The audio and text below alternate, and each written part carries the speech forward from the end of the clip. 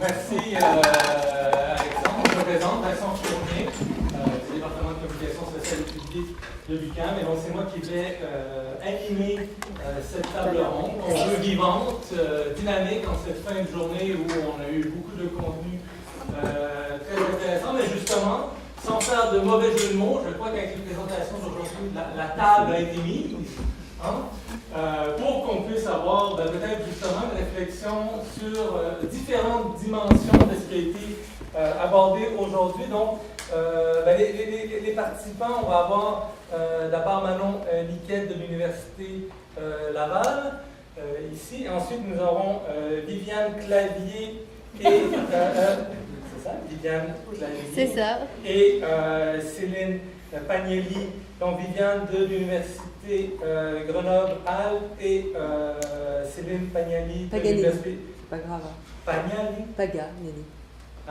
Ah oui. Il manque une lettre. Non, mais c'est pas grave. Paganelli. Exactement. Paganelli. Si, ça se dit comme ça en plus. Voilà. Et de l'Université Paul Valéry. Et enfin, Marc David de l'Université de Sherbrooke. Et la question générale qu'on se pose maintenant, c'est de se dire, finalement, une bonne publicité alimentaire est-elle possible? Est-elle envisageable? Est-ce que c'est possible de faire de la publicité alimentaire? Donc, c'est un peu la question générale qu'on va se poser cet après-midi. Donc, où est-ce qu'un équilibre est possible? Ou encore, est-ce qu'on doit carrément interdire la publicité alimentaire?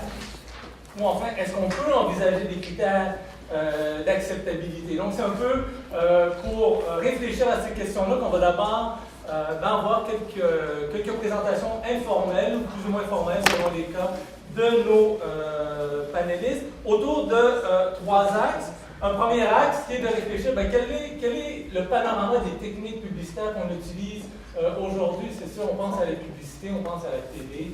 On a bien vu avec la présentation cet avant-midi sur les publicités sur Internet qu'on arrive à un autre niveau. Puis c'est probablement encore des années-lumière de ça qu'on ne connaît pas. Et c'est sur quoi Manon Niquette va nous parler juste dans un instant. Ensuite, on parlera du rapport que les gens ont à l'information de manière générale, donc avec Céline et Viviane. Et enfin, avec Marc David, ce à quoi on va réfléchir, c'est un peu, peut-être plus la position des spécialistes en marketing, comment ils se positionnent un peu par rapport à ces questions-là, quelle est leur situation. Donc, premier axe pour réfléchir, c'est quel serait justement le panorama des techniques et de leur raison d'être en communication, ce sur quoi va nous informer. Tout un mandat de 10 minutes. Alors, je vais essayer de faire ça le plus vite possible. J'ai décidé de mettre mon attention sur les médias sociaux, parce qu'il y a tellement à dire juste sur les médias sociaux. Alors, vous m'excuserez de ne pas tout couvrir comme ce qui avait été demandé. Alors, quand on parle des adolescents dans les médias sociaux, il faut absolument parler de Snapchat. C'est le média social le plus populaire. 80% des jeunes aux États-Unis sont abonnés à Snapchat. C'est en 2016. En 2015, au Canada, on disait que c'était 45%, mais c'était plus fort qu'aux États-Unis. Alors, il y a eu une montée fulgurante. Alors, c'est probablement autour de 80% aussi au Canada. Donc, si on suit la tendance à aller plus parce qu'on était en avance par rapport à ça. Alors, qu'est-ce que c'est que Snapchat? Qui a utilisé Snapchat ici? Ah, bravo! Alors, c'est une caméra. C'est un dispositif de caméra ludique qui permet de créer ce qu'on appelle des stories, des snaps qui sont éphémères, d'une durée de 24 heures. On s'entend que c'est possible de faire des captures d'écran et de conserver les dites stories. Et il y a des options qui sont attachées à ça qui permettent d'altérer les photos et les vidéos. C'est ce qui rend ce média-là particulièrement intéressant pour les adolescents. C'est le ludique. Et contrairement à Facebook, on veut garder ça, on veut garder, dans le fond, les gens sont abonnés, ils ont un nombre réduit d'abonnés. Ça se passe en petits vases clos. C'est voulu comme ça. La force de Snapchat, c'est l'engagement. Et c'est le plaisir, c'est la possibilité d'avoir un comportement qui est moins inhibé. Alors, des exemples comment on utilise ça, comment les entreprises utilisent ça. Il y a Taco Bell ici qui a fait des filtres. Alors, ce sont les gadgets qui permettent d'altérer, transformer les photos. Alors, on dit que ce filtre-là, cette campagne-là aurait atteint 48 millions de personnes, principalement des jeunes. Aussi, on a des filtres qui sont animés. Ça ressemble à ça. J'espère que ça va marcher parce que là, j'ai le problème que j'ai fait ça je l'ai fait avec un Mac. Tout à l'heure, on l'avait, mais là, il ne veut plus. Il ne veut pas le faire, malheureusement. Bon, tant pis, je peux le faire. Alors, vous voyez, c'est animé, ça bouge. J'espère que là, il est bloqué. Là, j'ai un problème, c'est tout bloqué. Il y a le pionnier. Ouais, je pense que... On l'avait tout à l'heure, mais j'ai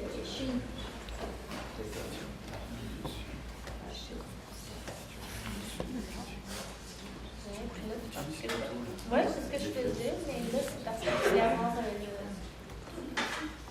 là, je l'ai. Alors, c'est ça fait qu'on peut envoyer des petites vidéos comme ça, animées. Alors, ça, c'était pour Coca-Cola. Celle-là est particulièrement intéressante, c'est Kraft Dinner. On parlait tout à l'heure de faire manger des plats. En fait, j'avais besoin d'Alexandre.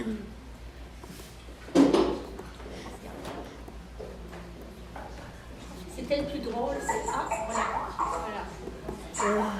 Alors, on fait manger l'aliment directement, puis on envoie ça à nos amis. C'est ça. Et alors, il y a tout plein de filtres animés, où on a des géofiltres aussi qui, si je suis dans un restaurant, alors je peux le prendre en photo et inscrire en bas là, où est-ce que je suis en ce moment, transmettre ça à mes amis. Ou encore, on peut s'abonner aussi à des stories d'entreprise. Ils vont fabriquer des stories. Ici, là, c'est Fruit Loops, alors qui est un assemblage de petites vidéos ou d'images courtes. Alors, on fait appel ici à la technique du storytelling. Ou encore, là, on en a beaucoup parlé pour Instagram. Alors, on fait la même chose ici. On invite les gens à prendre des photos. Alors, ici, c'est une barre de chocolat et on offre un prix de 10 000 pour la création la plus intéressante, la production la plus créative. Alors ça, c'est une des productions qui a été gagnante. Là. La personne s'est méritée le 10 000 $. Alors, elle fait un snap, elle transforme, elle altère la photo et l'envoie à la compagnie. Et Instagram, alors vous voyez que dans le fond, Snapchat, l'idée, c'est le jeu. C'est d'avoir du plaisir. C'est essentiellement ludique. Alors que Instagram, là, on est vraiment devant un média social dont la vocation est identitaire. Alors, on dit qui on est en montrant des photos de ce qu'on mange, d'où on mange, avec qui on mange. Alors, dis-moi ce que tu manges, mais j'avais ajouté où tu manges, avec qui, je dirais qui tu es. C'est une communication de proximité, c'est l'image qui prime sur le texte. On crée l'illusion d'un lien d'intimité parce que Instagram, c'est un album photo. Alors, on ne partage pas seulement nos albums photos de n'importe qui. Dans ce cas-là, c'est ouvert à tout le monde, beaucoup plus grande portée que Snapchat. Alors, ça donne l'illusion d'un rapport d'intimité. Donc, les compagnies vont créer des images qui entretiennent, qui véhiculent cette impression-là de relations privilégiées. Et on veut aussi, il est important pour l'entreprise de construire une impression de pertinence culturelle pour le public, que l'image soit pertinente, qu'elle la trouve suffisamment intéressante pour l'afficher elle-même. Alors, ce qu'on va faire, c'est qu'on va utiliser beaucoup le mot-clic. Dans ce cas-là, on va encourager les gens à prendre des photos du produit en utilisant des mots-clics, mais pas des mots-clics qui portent nécessairement juste sur le produit, mais des mots-clics aussi qui évoquent un contexte particulier, une situation particulière, une atmosphère particulière. Comme par exemple, ici, c'est Taco Bell qui avait le mot-clic « Wake up, leave mass », je dirais un mélange d'espagnol et d'anglais, « Réveille-toi, vis au max ». Et ces pubs-là ne mettent pas au premier plan le produit. Alors, on met vraiment plus le contexte des relations au premier plan. Alors, la même chose ici, Taco Bell a beaucoup poussé sur l'idée du 4e repas, qui serait le snack de nuit, comme si c'était nécessaire, le fourth meal. Et on encourage les gens à prendre des photos comme ça de leur expérience du fourth meal. c'est le genre de truc qu'on va trouver là sur... les meilleures photos sont reprises et affichées dans la page de l'entreprise. On a aussi des contenus créés par les consommateurs, comme la campagne du White Cup Contest de Starbucks, où les gens c'était une image, une photo, on utilisait une photo d'un verre de Starbucks blanc et le colorier, le décorait à leur façon. Alors, il y a une recherche intéressante qui est produite par des Suédois, des chercheurs suédois, Enburg et collaborateurs. Et eux, ce qu'ils ont fait, c'est qu'ils ont analysé des images produites par des utilisateurs qui se présentaient comme ayant 14 ans. On a entendu, c'est pas toujours juste, on ne peut pas se fier aux âges qui sont affichés dans les médias sociaux. Ils ont pris ça 14 ans. Alors, ce qu'ils ont noté, là, je prends juste les points forts parce que j'ai juste 5 minutes. Alors, sur 85,3% des comptes, on trouvait des images de nourriture. Et ces images-là étaient produites pour la très grande majorité par des filles, 73,2%. Et on retrouve une marque commerciale sur 37,2% des images. Alors ça, c'est une image qui a été produite en exemple par les chercheurs, mais ils sont vraiment poches, comme on dirait chez nous. Alors, et ils ont noté deux grandes tendances. Alors, bien sûr, comme les entreprises vont mettre des gros plans, des photos en gros plans de leurs produits. On l'a vu avec la licorne, là, le breuvage licorne, de Starbucks vont encourager ça. Mais ce qu'on voit surtout, c'est comme ce que je vous ai présenté tout à l'heure, quand il s'agit d'images de produits commerciaux et qui sont souvent des aliments qui sont riches en calories et pauvres en nutriments, bien, on met davantage l'accent sur le contexte. Alors, on est plus, on cadre plus, on les zoom out, on dit en anglais, le mot ne vient pas en français, et on met plus le focus en fait sur la marque que l'aliment. Mais à côté de ça, l'autre tendance qui se dessine, c'est celle qui est plus esthétique. Alors, on présente dans cette tendance, ce qu'on va voir surtout, c'est des plats maison, mais aussi des fruits et des légumes, ce qui est intéressant quand on veut penser à une campagne qui met en valeur la consommation de fruits et de légumes. Alors là, l'aliment va être en gros plan, et ce sur quoi on met l'accent, c'est l'expression du plaisir gustatif. On veut que ça donne l'impression que c'est bon, que c'est plaisant, c'est le plaisir dans le fait de goûter, de préparer, d'agencer l'aliment. L'autre média social, Facebook, qui est le plus connu, mais qui n'est pas nécessairement le plus populaire maintenant chez les jeunes. Chez les jeunes, c'est vraiment Snapchat et Instagram. Alors, Facebook, là, c'est pas compliqué. Le but, c'est que les gens aiment, commentent et partagent les différents, ce qu'on appelle les statuts, qui sont affichés par les utilisateurs. Alors, c'est un site de partage de contenu. Chaque action posée par les usagers va accroître l'étendue de la diffusion des messages. Et dans le fond, c'est un site de conversation sédimentaire. Alors, c'est pas de véritables conversations de personne à personne là, avec échange des droits de parole, mais ce sont des sédiments qui se juxtaposent. Alors, sans nécessairement qu'il y ait il y en a des retours, parfois, mais pas toujours. Il y a comme un croisement de réseau qui se fait dans le partage des statuts. Alors, les entreprises ont leur page d'entreprise, comme dans le cas des autres médias sociaux. Il y a une recherche assez importante qui a été faite par quelqu'un qui s'appelle Becky Freeman et ses collaborateurs, où elle fait une recension des techniques de marketing utilisant les pages Facebook de marques de produits des 27 plus importantes, dans celles qui avaient les 27 premières dans le nombre de personnes qui ont aimé la page. Dans les 27 premières entreprises de produits alimentaires. Alors, elle fait une liste, ici, j'ai mis sur le PowerPoint, c'est toutes les techniques qui avaient été utilisées par plus de 50% des pages de marques et produits. C'est comme ça qu'on les appelle là, sur Facebook.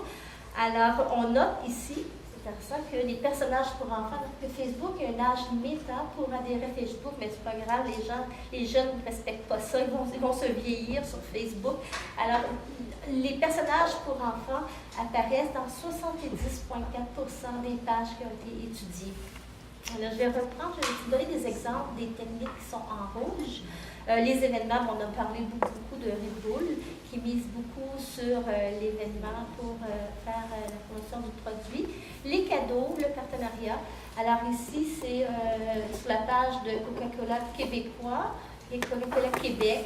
Alors, c'est un concours là, pour participer à un party pyjama à Place Rosemère.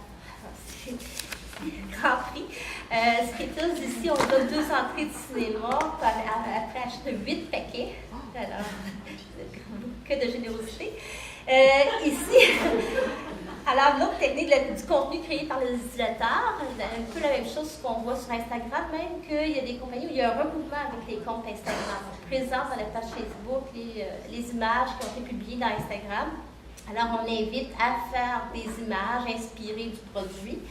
Et ce qui est amusant, c'est que ce qui m'a attiré mon attention, c'est quand on lit les commentaires des gens sur ces pages-là, ben, beaucoup de gens vont critiquer assez sévèrement les marques. Alors, comment avez-vous pu obtenir un si grand nombre de mentions j'aime pour votre page et si peu pour chacun de vos statuts? Alors, c'est ce qu'on voit, il y a tout plein de trucs comme ça. Les gens s'amusent, dans le fond, à cyber-intimider les entreprises, beaucoup, à troll, ils agissent comme des trolls à l'endroit des entreprises et ils ont du plaisir à faire ça. Ils font de la surenchère à troller les entreprises. Alors, comme par exemple, c'est le genre de truc là, qu'on va faire, on va poser des questions, parce que l'important, c'est d'engager, parce qu'à chaque fois qu'un usager va répondre, va écrire, va commenter, bien, tous ses amis vont recevoir le statut en question. Alors, on dit toutes sortes de trucs comme ça, comme des questions de ce genre-là, là, qui servent strictement à rien. Qu'est-ce qui t'a apparu en premier, les Skittles ou l'arc-en-ciel? Alors là, les gens s'amusent avec ce genre de questions-là. L'arc-en-ciel, les Skittles sont fabriqués à partir de pètes de licorne, donc des arcs-en-ciel, où il y en a vraiment, là, là, il y a eu comme un plaisir, là, les gens à rager, parce qu'on avait enlevé les Skittles à saveur libre, on les avait remplacés par des Skittles à la saveur de pomme verte. Alors, c'est dégueulasse, et là, tous les qualificatifs négatifs y passent.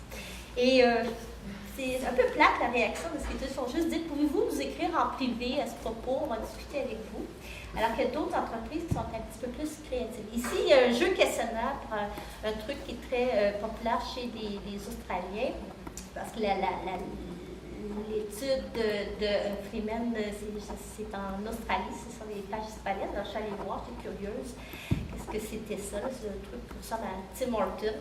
Alors, ça, on fait souvent ça, comme ça, des débats. Lequel est le meilleur, Mega Muffin ou Egg Benny? Alors, des pain burgers plutôt que des muffins, c'est dégueulasse, vous n'avez pas honte. Alors, ça m'arrête ce que vous disiez aujourd'hui, que les gens qui sont critiques, même dans le fast food, hein, ils ont des goûts particuliers, c'est vraiment pas bien, c'est pas le bon pain, c'est pas les bons pâtés de patates, les boulettes sont appétissantes, la gérante est désagréable, et hop la vie. Et puis, ce qui est intéressant, aller voir dans Facebook, ce sont les pages de memes. Alors, les memes, ce sont des blagues que les jeunes génèrent en répétant à peu près la même formule, mais des contenus différents.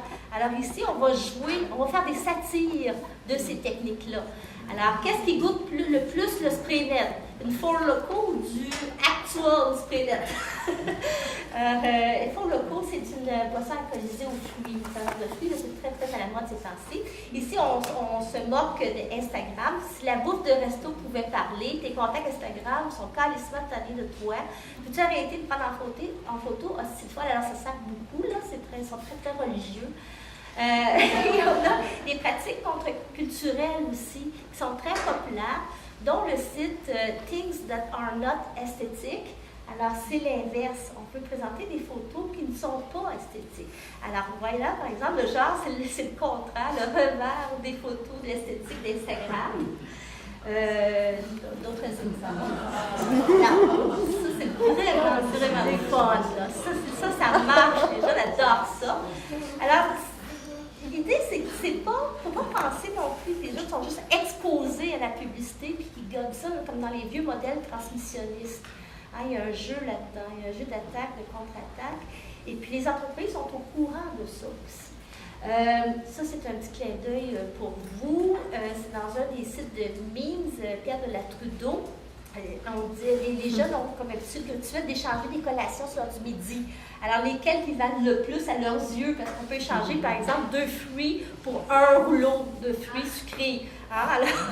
Alors, ils font des blagues là-dessus. Puis, moi, j'avais rien de nice à échanger. J'avais juste la luzerne, des légumes coupés, des vives nos mères, des carottes. Je suis crampée. Alors, et combien de fois j'ai essayé d'échanger des prières de clémentine.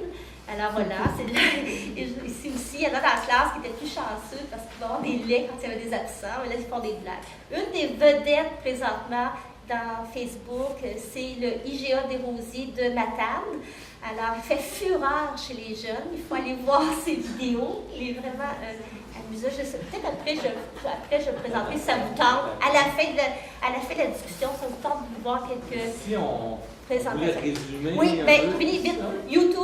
YouTube, c'est pas un média social, c'est présenté dans les plateformes. Il y a des chaînes YouTube, il y a des films qui sont produits par des gens qui reçoivent la rémunération pour faire ces films-là, pour différents types d'alimentation par des YouTubeurs.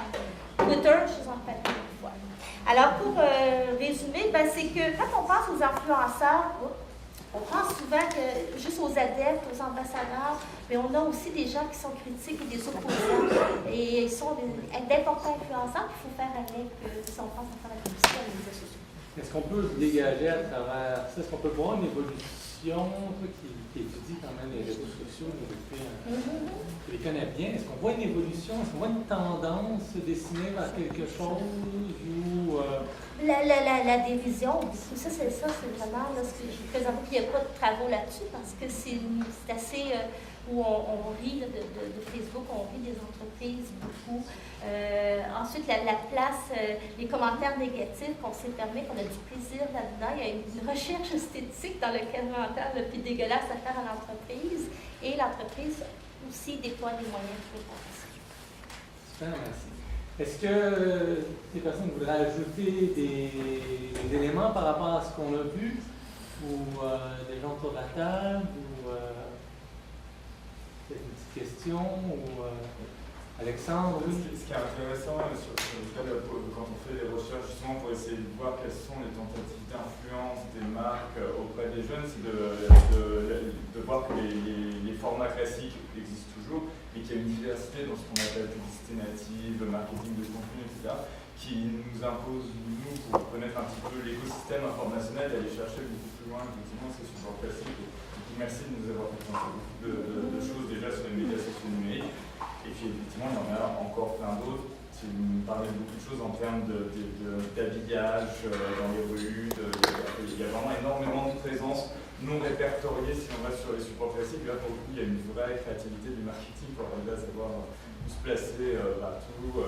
On parlait ce matin beaucoup de l'utilisation de vidéos pour apprendre à cuisiner. Et il se trouve que les vidéos sur YouTube, c'est quand même beaucoup produit par les marques. Et qu'on apprend à cuisiner en étant guidé par les marques. Voilà, ça fait partie. C'est plus de la pub, mais c'est de la création de marque. Et on a également parlé beaucoup ces derniers temps des vérités alternatives sur Internet en fonction de nos profils personnels. On pourrait se poser la question à quel type d'information est-ce qu'on est soumis? Est-ce qu'il existe des vérités alternatives en termes de marketing alimentaire sur Internet? Je pose la question, je n'ai pas la réponse, mais peut-être comme début de réponse, on peut se tourner vers Viviane et Céline qui, elles, se sont spécialisées sur comment est-ce qu'on s'informe. Non pas seulement les adolescents, en partie les adolescents, mais comment les adultes s'informent en général et voir si on peut faire un lien éventuellement avec ce qu'on vient de voir. Alors effectivement, on pourrait faire peut-être un lien, bien que je dirais qu'on n'a pas spécifiquement travaillé sur la question des médias sociaux et la manière dont l'information est structurée dans ce type de médias. Mais en tout cas, ce que vous dites, on le constate aussi, c'est-à-dire que les jeunes, de plus en plus, se tournent vers les médias sociaux pour effectivement utiliser des moyens qui sont, disons, culturellement plus proches d'eux. Alors nous, ce qu'on voulait présenter avec Céline, c'était un travail que nous avions réalisé, des enquêtes sur des pratiques informationnelles de consommateurs qui ne sont pas spécifiquement des jeunes, et on travaille en sciences de l'information et de la communication. Et notre spécialité, c'est d'articuler la question des pratiques informationnelles avec la diffusion et la médiation de l'information dans un contexte plutôt spécialisé. Donc on traite vraiment plutôt d'informations spécialisées ou d'informations professionnelles. On s'intéresse aux médecins notamment, et depuis une quinzaine d'années, on travaille sur la formation de santé. Et c'est donc vraiment dans un contexte très particulier que s'est posée pour nous la question de l'alimentation, puisque on a abordé la question de l'information, la recherche d'informations sur l'alimentation dans un contexte de santé, c'est-à-dire où les discours allient deux questionnements, hein, ceux de la santé et ceux de l'alimentation, c'est-à-dire la nutrition, dans un contexte complexe avec une diversité de voix, dont celle des consommateurs. Voilà, donc c'est dans ce contexte-là qu'on a analysé les pratiques informationnelles.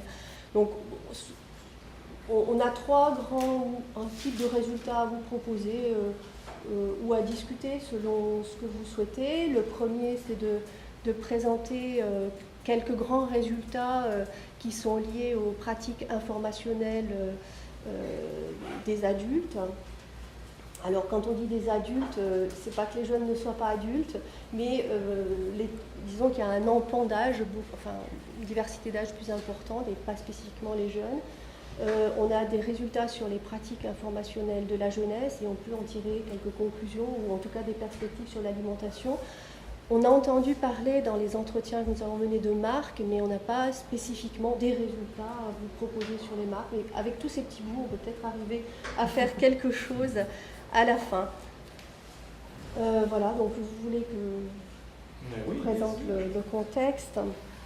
Alors, il y a 2 ans de ça, en France, il y a énormément de contrats de recherche qui sont proposés pour l'interdisciplinarité, pour favoriser l'interdisciplinarité. Et c'est dans ce cadre-là qu'on a eu un PEPS, qu'on appelle un programme exploratoire premier soutien, financé par le CNRS, et qui portait sur médecine, information, communication et les alicaments.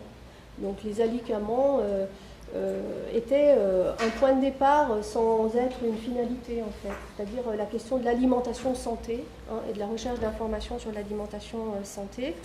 Les objectifs de ce programme étaient donc d'évaluer ou d'identifier en fait les types de produits de consommation qui mettent en avant une promesse santé, d'analyser les enjeux info-communicationnels qui se tissent en fait entre les différents acteurs de la santé, donc aussi bien les institutions publiques, l'industrie agroalimentaire, etc., et de faire valoir en fait les rapports de force et les tensions qui peuvent exister entre ces différents acteurs, en mettant en évidence aussi les stratégies de communication qu'il peut y avoir, et d'analyser les pratiques informationnelles des consommateurs, aussi bien au quotidien que dans un cadre médicalisé. Parallèlement à ça, donc, on a travaillé avec des chercheurs qui étaient spécialistes en nutrition, et pour eux, il s'agissait d'analyser la communication des industriels dans un cadre réglementaire, c'est-à-dire, par exemple, quelque chose qui est assez intéressant, c'est de voir comment, en tout cas de clarifier les processus d'expertise qui visent à crédibiliser les promesses des industriels, puisque beaucoup de chercheurs travaillent finalement pour la construction des allégations de santé. Alors, les méthodes qu'on a utilisées sont très classiques. On a mené des entretiens semi-directifs auprès des institutions agroalimentaires, des agences de santé, les journalistes spécialisés en santé et nutrition, les agences de communication. On a aussi proposé des questionnaires ou des entretiens semi-directifs auprès de consommateurs. Puis on a fait des analyses de contenu pour identifier le rapport entre alimentation et santé dans la presse notamment. Voilà. Alors, je dois dire que rapidement, on a éliminé la question des alicaments. C'est-à-dire que la question On a estimé que cette question des alicaments devait être complètement abandonnée, d'abord parce que la dénomination induit une vision médicalisée de l'alimentation, dans une crise de défiance du médicament. Donc ça n'est plus du tout d'actualité. Les industriels agroalimentaires nous l'ont dit. Les professionnels de santé considèrent que cette dénomination est extrêmement ambiguë, puisqu'elle regroupe en fait les compléments alimentaires, les aliments enrichis en substances à but nutritionnel, les nouveaux aliments, les novel foods, les aliments destinés à une alimentation particulière, tous les régimes sans gluten, etc. Donc tout ça forme une espèce de magma un peu complexe que ne recoupent pas les alicaments. Les consommateurs eux-mêmes sont très dubitatifs. Dans notre enquête, ils connaissaient à 60% seulement le terme même, alicament. Ils disaient tous que ça n'était pas prouvé scientifiquement. De toute façon, ils disent tout et son contraire. Ils citaient comme complément alimentaire aussi bien des aliments naturels, la betterave, le citron, enfin voilà, que des marques. Donc là, on a un petit quelque chose sur les marques, Saint-Hubert, Gerblé, Actimel, Yaourt Bifidus, etc. Tous ces aliments qui sont supposés améliorer la santé. Et finalement, notre conclusion de cette analyse de contenu, elle était que les aliments augmentent en fait la méfiance des consommateurs vis-à-vis de l'information, quelle que soit sa provenance, y compris quand elle vient des institutions publiques, pas seulement de l'industrie agroalimentaire, mais d'une manière générale, on est dans une crise de défiance par rapport à l'information. Alors, sur les grands résultats vraiment comme ça à la louche qu'on a pu avoir dans ce programme de recherche, c'est un contexte de crise de confiance généralisée par rapport à l'information. On parle toujours de l'information, bien sûr. Un manque de confiance des consommateurs à l'égard des informations issues de tout type d'institutions. Une méfiance qui est installée depuis longtemps, et notamment depuis les scandales sanitaires qui ne manquent pas. La vache folle en 96, la grippe aviaire, les pesticides, les graines germicontaminées dans les céréales, etc.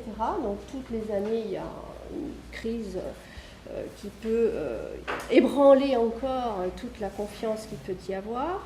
Et ceci, bien qu'on soit dans un environnement réglementaire de plus en plus important, fort, contraignant, que ce soit au niveau en France, de l'ANSES, ou de l'EFSA au niveau européen. On a observé une tendance qu'on avait déjà constatée dans le domaine de la santé, qui était une demande de responsabilisation du consommateur.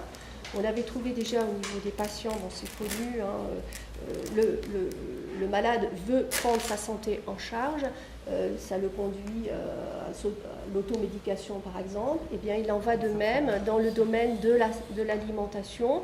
Le consommateur ne veut plus qu'on lui prescrive des choses à consommer, il veut lui-même aller chercher l'information.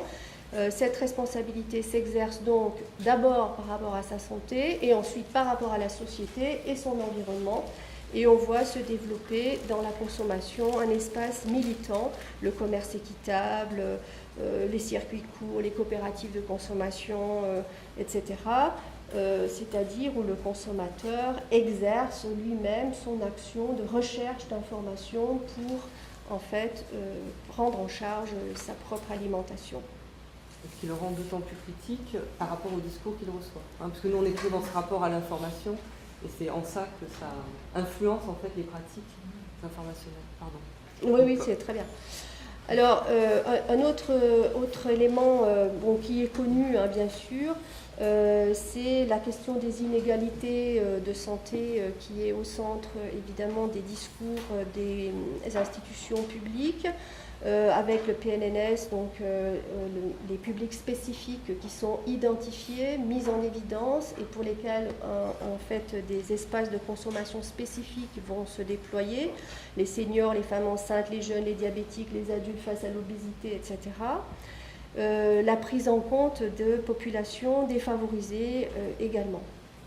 Alors, globalement, ce que révèlent les discours sur l'alimentation, c'est une multiplication d'instances publiques et privées qui émettent des avis d'aide à la décision concertée ou non sur l'alimentation et qui entretiennent des rapports extrêmement opaques et en tout cas, enfin pas très clairs, induisant une cacophonie au niveau des enjeux, des objectifs.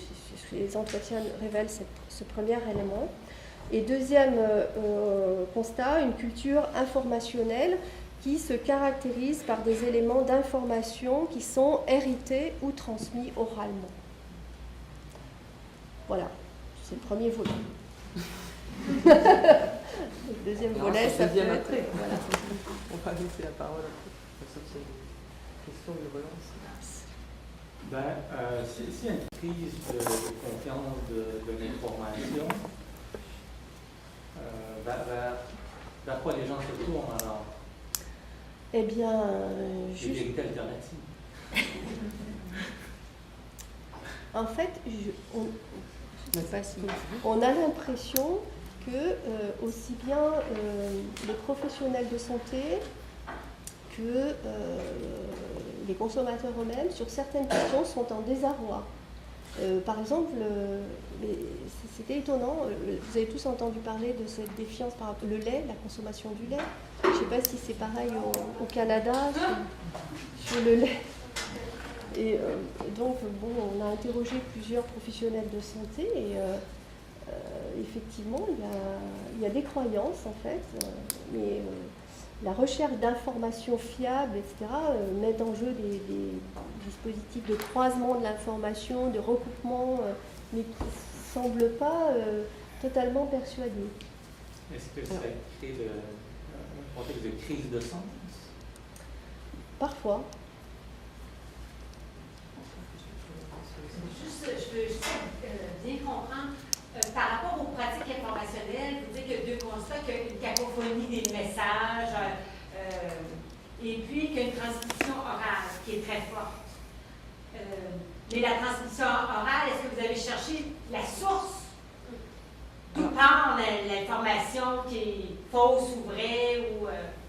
Alors sur les pratiques informationnelles, c'est-à-dire que nous, on a fait des entretiens, des questionnaires avec des adultes sur comment ils s'informent en lien avec leur alimentation. Voilà. Alors déjà, la grande majorité des... Alors on a bien évidemment confronté nos résultats à d'autres études existantes pour vérifier que ça marchait à peu près. Donc la plupart des plus de 70% des 85 personnes que nous avons interrogées disent qu'ils s'informent sur la santé, ou sur l'alimentation, ou qu'ils se tiennent informés. Sur l'alimentation, ça c'est le premier point. Et ceux qui disent ne pas le faire considèrent que soit ils sont suffisamment informés parce qu'ils ont eu cette éducation, ils ont cette culture qui fait qu'ils n'ont pas besoin de chercher à savoir si le lait c'est bon, si c'est bien d'acheter du Nutella ou pas, ils n'ont pas besoin de chercher ça, ils le savent. Enfin, c'est comme ça qu'ils nous... Donc, cette transmission, elle vient, ils considèrent de l'éducation qu'ils ont reçue, soit familiale, soit à l'école, soit parce que voilà. Ça c'est le premier point. Ou alors certains disent on ne s'informe pas parce qu'on n'en voit pas l'intérêt et parce que surtout on a des messages tellement contradictoires entre ce qui est la pub, ce qui est les pouvoirs publics, et puis un jour on nous dit qu'il faut manger et puis un jour autre chose. Voilà. Que c'est pas la peine. Voilà. Donc ça c'est le premier point. Ensuite, quelles sont les sources d'information? Je vous dirai après sur quoi précisément ils s'informent. Mais les sources d'information qu'ils ont citées, quand c'est en lien avec des produits, c'est-à-dire ils disent que leur première source, ce sont les étiquettes alimentaires. Ce qu'on a retrouvé dans l'étude INCA, par exemple, et puis dans l'étude, il y a une étude qui est d'un laboratoire grenoblois qui vient de sortir là en février 2017, laboratoire Gaël, sur les étiquettes alimentaires. Alors, parce qu'ils disent que c'est une information fiable, que c'est une information facilement accessible, puisqu'elle est là, mais en revanche pas toujours très facilement compréhensible, ni facilement lisible quand elle est écrite. Ça, c'est le premier point. Ensuite, quand ils s'informent sur des choses beaucoup plus générales, ils considèrent que c'est leur entourage enfin, le bouche à oreille, une source humaine, voilà, qui va leur être la plus, sur laquelle ils vont s'appuyer le plus. Alors ça peut être très large, hein, ça peut être la famille, ça peut être les relations sociales au travail, etc. Si on est sportif, un club sportif, hein, voilà, c'est tous ces lieux-là, hein, sociabilité. Et ça peut être aussi ce qu'ils appellent les professionnels de l'alimentation. Mais là, les professionnels, ils n'arrivent pas bien à les identifier. Enfin, en tout cas, ils n'identifient pas vraiment de personnes dans le corps médical. Ils disent, ce qu'on a vu, et puis demander conseil à leurs commerçants, par exemple dans les magasins bio, hein, voilà, ou bien aux pharmaciens. C'est plutôt ça qui est ressorti comme pro. Alors, dans nos entretiens, il faut voir qu'il y avait une partie des gens qui consultaient des nutritionnistes et d'autres pas. Donc forcément, ceux qui consultent un nutritionniste, ils considèrent que le nutritionniste est leur référent. Mais les autres, ils vous disent, mais pourquoi je demanderai à mon médecin? Enfin, ça n'a pas de sens. Le médecin n'est pas identifié. Là-dessus, il n'est pas du tout identifié pour ça. Donc, il y a cet héritage-là lié à l'éducation, à la culture, c'est beaucoup ressorti dans les entretiens. Je ne vois pas pourquoi je m'informerais. Moi, on m'a transmis, je sais qu'il faut manger équilibré, je sais qu'il faut des fruits et légumes, qu'il faut, voilà, c'est ça qu'on nous a dit. Soit l'entourage. Et l'entourage, il permet aussi de vérifier des informations. Parce que souvent, enfin, ce qu'on a pu dire, c'est que cette cacophonie, les gens qu'on a pu rencontrer la ressentent. Hein. Des informations très diverses, qui viennent de... On nous dit, alors c'est le truc, on nous dit un truc, et puis le lendemain, on nous dit le contraire, etc. Donc, pour valider ça, pour vérifier, on va demander à quelqu'un en qui on a confiance, mais qui peut être un ami, hein, qui peut être sa sœur, qui peut être...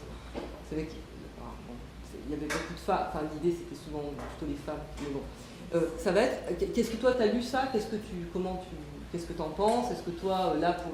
Alors, la situation de parents aussi fait qu'on se pose plus ces questions-là aussi pour l'alimentation de l'enfant, donc quels conseils tu me donnerais, qu'est-ce qu'on pourrait choisir là. Donc voilà, par rapport aux sources. Après, il y a d'autres sources qui arrivent, hein, comme ce qui arrive ensuite, donc les étiquettes alimentaires et le bouche-à-oreille, plus de 50% des gens ont dit les utiliser. Ensuite, les médias traditionnels, presse et télé. Mais là, on dit qu'on va pas les... Enfin, on considère que c'est... ce qu'on va distinguer, nous, c'est la recherche d'informations intentionnelle, c'est-à-dire qu'un jour, je veux comparer les pâtes à tartiner, hein, ce qui vaut mieux, voilà, et puis l'information, enfin, le fait de se tenir informé. Et là, la presse, notamment en France, la presse hebdo régionale, par exemple, enfin la presse nationale, hebdo, je vais y arriver, quotidienne régionale, qui a souvent un supplément hebdo, je vais y arriver, hein, dans lequel il y a souvent des choses sur la santé, sur l'alimentation, sur voilà. Donc là, on nous dit qu'on va se tenir informé par l'émission qu'on écoute à la radio ou qu'on regarde à la télé, mais pas forcément pour quelque chose de particulier. Ce qui peut-être influence aussi les pratiques, c'est le contexte. C'est-à-dire dans un contexte de crise sanitaire, dans un contexte où on va parler beaucoup des perturbateurs endocriniens, on va faire des recherches là-dessus. Dans un contexte où on a parlé des abattoirs, enfin, de la manière, en France en tout cas, dont on a été traités les animaux dans les abattoirs, et ben, il y a eu beaucoup de gens nous disaient, là, voilà, on s'informe. Donc selon quand on a fait les entretiens, on a vu que l'actualité influençait beaucoup. Donc voilà pour quelques éléments de réponse. Donc, il vous reste 2 aides. Alors, mais avant, peut-être, je poserai une question à Manon concernant justement, on a vu l'utilisation, on va dire, ludique et publicitaire, mais est-ce que Instagram, Snapchat peuvent être également utilisés par les organisations, par les marques, pour, en fait, non pas juste du ludique, mais de l'information?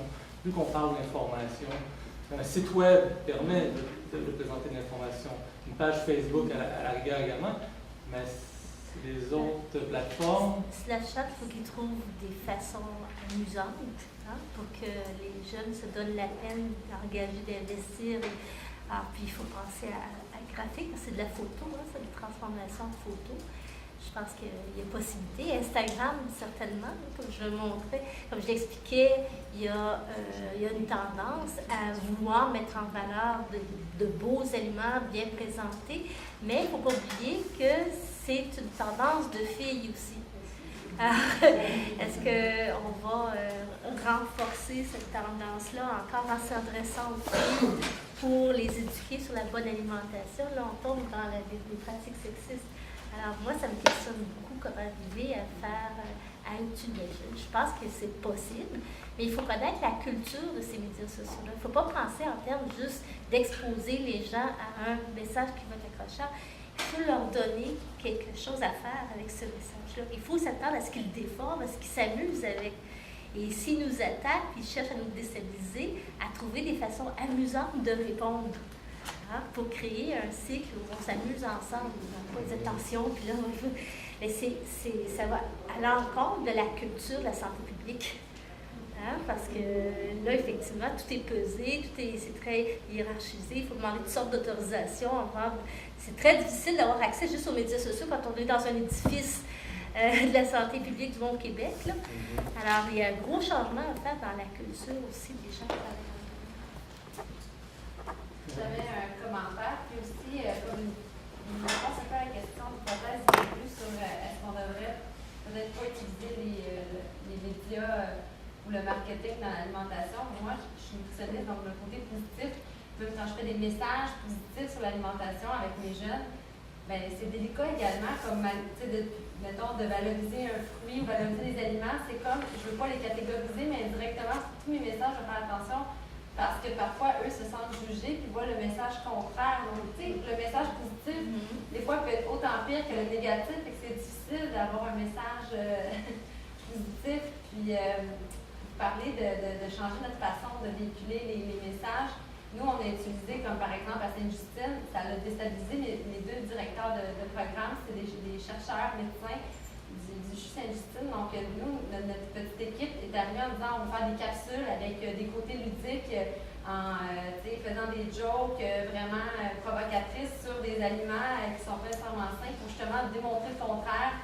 Puis, on les a fait, on s'est aventuré, puis ça a explosé dans les vues Facebook, YouTube. Puis les jeunes commentent, puis ça partage, puis... ça dérape, puis ça dérape. C'est ça le jeu, c'est ça l'enjeu. C'est difficile parce qu'en tant que nutritionniste, des fois, même moi, quand je véhicule des messages positifs, des fois, je crée le jugement envers le jeune, il se sent coupable, tu sais, comme autant dans l'autre sphère. Je ne sais pas comment. C'est pas ça le but, on essaie de tout faire, mais directement, ils disent eux-mêmes, tu sais, la nutritionniste, justement, il y en a des gens qui ne veulent pas l'avoir parce que justement, ils trouvent ça confrontant. Puis ils vont aller vers d'autres professionnels, comme mettons les médecins, comme pour aller chercher l'alimentation, ou d'autres professionnels, autres pharmaciens et autres pour l'information qui, je sais pas, c'est très délicat, là, tu sais, je sais pas comment expliquer mon point, mais où j'en venais, c'est que autant positif que négatif, on porte un jugement à l'aliment, ça crée des répercussions finalement. On devrait juste pas avoir de marketing, selon moi, alimentaire. Mais une campagne alimentaire qui a bien marché, c'est la campagne, mais qui ne vise pas la santé, qui est plus l'économie, c'est les légumes moches. Ouais, ça a bien fonctionné, puis ça joue sur cette frontière-là entre la négativité et le plaisir. C'est vraiment bien. Alors, je pense que c'est quelque chose dont on peut s'inspirer. Il y avait une autre question, mais je pense que Marc voulait... En fait, c'est presque une introduction que vous me faites, un peu le propos que je voulais aborder. OK, bien dans ce cas-là, peut-être qu'on prend notre commentaire.